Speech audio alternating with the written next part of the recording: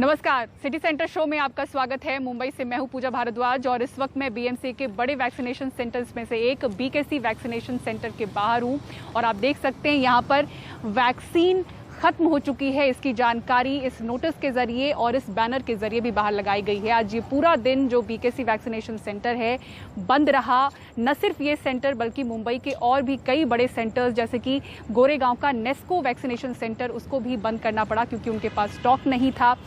कई ऐसे लोग परेशान होकर टीकाकरण केंद्रों से बाहर चले गए और आपको बता दें कि कल को लेकर भी बीएमसी ने ऐलान किया है कि 40 निजी टीकाकरण केंद्र जो हैं वो बंद रहेंगे क्योंकि स्टॉक उनके पास नहीं है वैक्सीन की।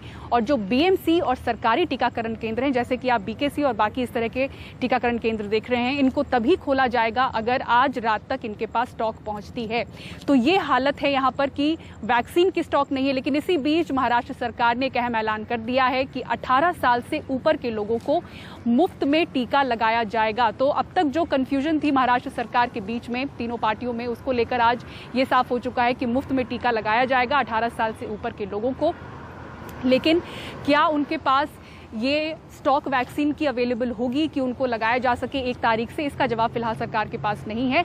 इस बीच मुंबई में जरूर इस बात को लेकर बीएमसी ने साफ कर दिया है कि 18 साल से ऊपर के लोगों को निजी केंद्रों में टीका लगाया जाएगा। और जो बीएमसी के और केंद्र खुल रहे हैं, हर वार्ड में एक केंद्र ऐसा जरूर होगा बीएमसी का जहां पर 18 साल के ऊपर के लोगों को टीका लगाया जा सकेगा। तो इसी जानकारी के साथ हम सिटी सेंटर शो की शुरुआत कर रहे हैं। लेकिन शो में सबसे पहले आपको हम गुरुग्राम से रिपोर्ट दिखाएंगे जहां अंतिम संस्कार के लिए शमशान भूमि के बाहर एम्बुलेंस की कतार नजर आ रही है। जगह नहीं बची है शमशान भूमि में। एक शमशान भूमि की तस्वीर आपको हम दिखाते हैं जहां एक दिन में 30 शवों का अंतिम संस्कार हो सकता है, लेकिन सोमवार के दिन यहां पर 90 शवों का अंतिम संस्कार हुआ। लेकिन प्रशासन का जो सरकारी आंकड़ा है उसमें दिख रहा है कि 7 मौतें हुई हैं। देखिए सुकीर्ति द्विवेदी की ये रिपोर्ट। हम इस समय गुरुग्राम के रामबाग शमशान घाट के पास खड़े हुए हैं। इस समय आप पीछे जो मेन शमशान घाट है वहाँ पर तकरीबन 30 शवों की जगह है। वो ऑलरेडी वो शव जलाए जा चुके हैं आज की डेट में, और पर जगह ख़त्म हो चुकी है, शव ख़त्म नहीं हो रहे।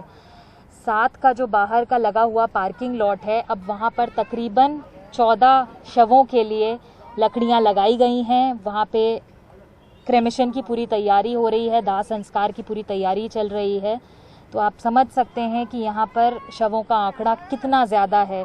मंडे को इस शमशान घाट में 90 शवों का दाह संस्कार हुआ, कल 60 शव यहाँ पर उनको विदाई दी गई और आज भी 30 डेड बॉडीज़ ऑलरेडी क्रेमेट करी जा चुकी हैं। अब ये 13 से 14 बॉडीज़ क्रेमेशन के लिए तैयार की गई हैं। आम दिनों में यहाँ पर 6 बजे शमशान घाट बंद हो जाता था। अगर किसी का दाह संस्कार होता था तो 6 बजे तक यहाँ पर जो प्रक्रिया थी वो ख़त्म कर दी जाती थी। पर अब पूरी दिन पूरी रात यहाँ पर शवों को दाह संस्कार किया जाता है उनका। हमारे साथ यहाँ पर एक शख्स मौजूद हैं जिनका यहाँ पर घर है। हम उनसे जानना चाहेंगे कि क्या उन्होंने कभी ऐसी परिस्थितियाँ पहले देखी हैं। सर, अपना नाम बताएं और बताएं कि कभी आपने ऐसा कुछ देखा? नहीं, मेरा नाम शम्मी है और मैं यहाँ कम से कम 25 साल से रह रहा हूँ और मैंने आज से पहले कभी ऐसा नहीं देखा। आप जो देख रहे हैं पीछे एक ट्री है पीपल का, ये पेड़ है, तो ये अभी थोड़ी देर बाद ऐसे आग जलेगी। ये पूरा ऐसा लगेगा जैसे पेड़ जला रखा है। रोज़ ऐसे हो रहा है, 4 से 5 दिन से तो बहुत बुरा हाल है। और पूरी रात ये चिताएँ जलेंगी और ये सारे रेजिडेंशियल एरिया है सारा, इसमें धुआं ऐसे आता है। बस छोटे छोटे बच्चे हैं हमारे घरों में। एटलीस्ट कल तो हवा इधर की थी तो पूरे घर में हमारे हवा आ रही थी। पूरी सारी मिट्टी धूल जो भी उड़ता है, आग सारी की सारी हमारे पास आ रही थी।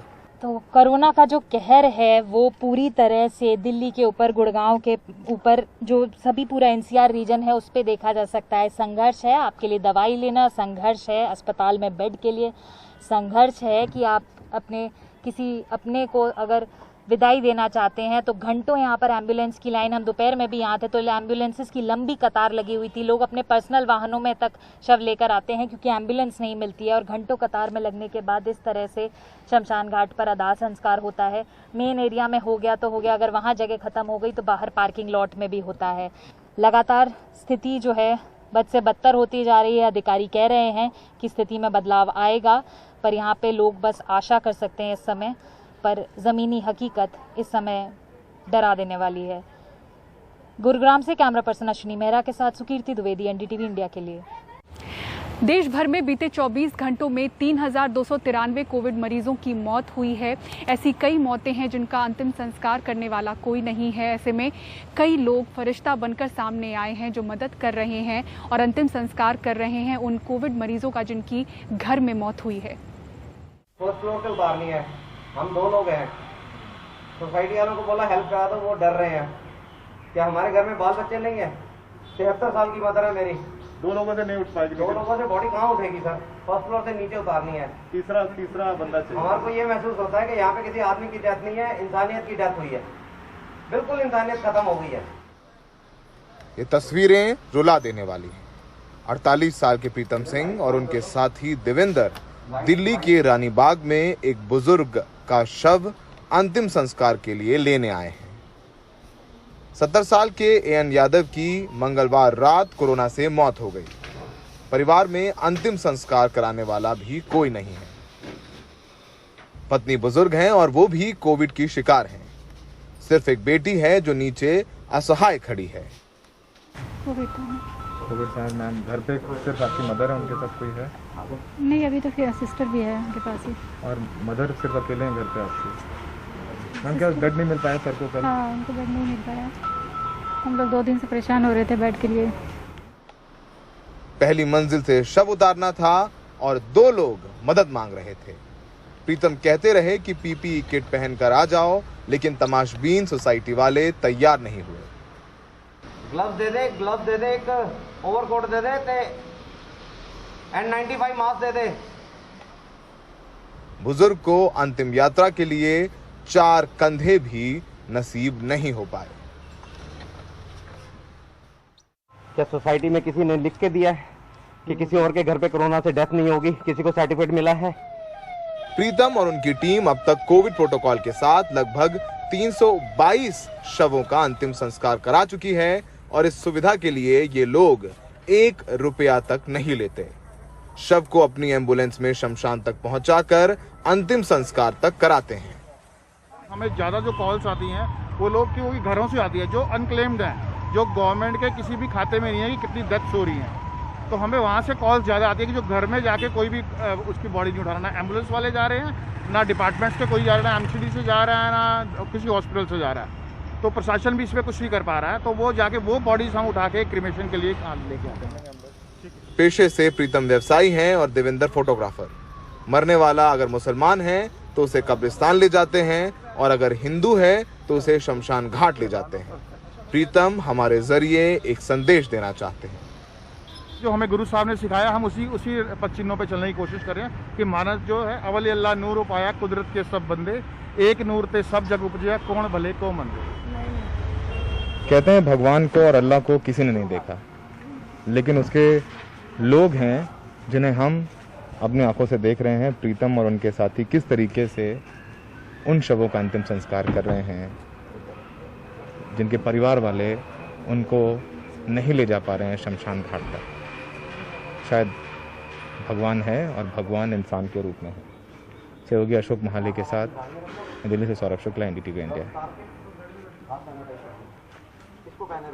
देश भर में कोरोना के मामले लगातार बढ़ रहे हैं, लेकिन कुछ तस्वीरें देखकर ऐसा लगता है कि शायद ये लोग इस दूसरी लहर से हो रहे नुकसान को समझ नहीं पा रहे।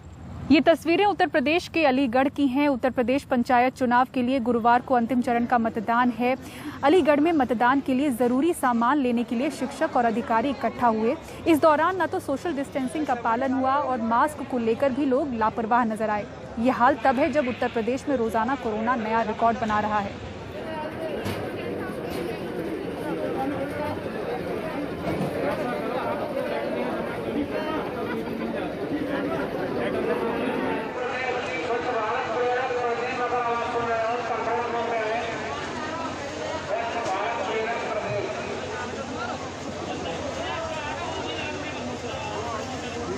मुंबई शहर में होम क्वारंटीन वाले लोगों को मुफ्त में खाना खिलाने वाले फरिश्ते से आपको मिलवाएंगे। एक छोटे से ब्रेक के बाद देखते रहिए सिटी सेंटर शो।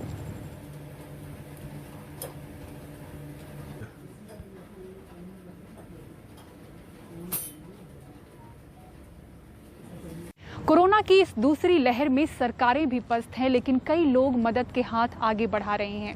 मुंबई के बोरीवली में रहने वाले राजीव सिंघल से आपको मिलवाते हैं, जो कि होम क्वारंटीन में बंद लोगों को मुफ्त में खाना खिला रहे हैं।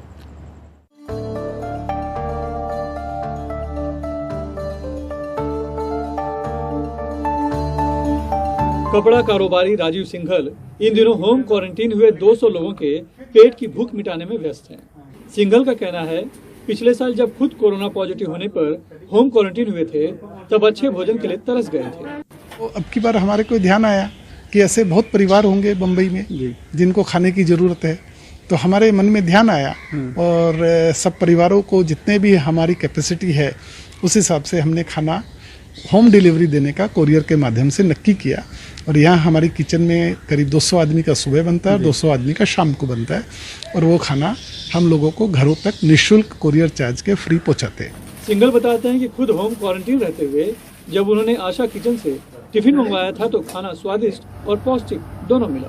दूसरों को भी वैसा ही अच्छा खाना मिले, इसलिए उन्होंने आशा किचन को ही भोजन बनाने का ऑर्डर दिया। और ये हम आ गए हैं किचन में, और किचन में फिलहाल यहाँ पर पापड़ सेका जा रहा है। खाना जो कि वक्त हो गया है तो बनकर सब तैयार है। दाल है, राइस है, 2 सब्जियां हैं, रोटी है, पापड़ है, सलाद है, अचार है, टिश्यू पेपर, नैपकिन है। भोजन को इस तरह से अलग अलग पते के हिसाब से पैक किया जाता है, फिर अलग अलग कुरियर बॉय के जरिए मुंबई में माहिम से लेकर मीरा रोड तक पहुंचाया जाता है। 200 रुपए प्रति थाली के हिसाब से एक दिन का खर्चा 80,000 रुपए भोजन का और 20,000 रुपए कुरियर के, मतलब 1 लाख रुपए रोज का खर्चा है। अपने लिए तो सभी जीते हैं, लेकिन जो दूसरों के लिए जिए वही सच्चा इंसान कहलाता है। तो कोरोना के इस संक्रमण काल में जब हर व्यक्ति को मदद की दरकार है, तो ऐसे ही एक मददगार के तौर पर उभरे हैं राजीव सिंघल, जो भूखों को भोजन दे रहे हैं, वो भी मुफ्त। मुंबई से कैमरामैन संजय मंडल से सुनील सिंह, NDTV इंडिया के लिए। और मुंबई के BKC वैक्सीनेशन सेंटर से मुझे दीजिए इजाजत। खबरों के लिए देखते रहें NDTV इंडिया। नमस्कार।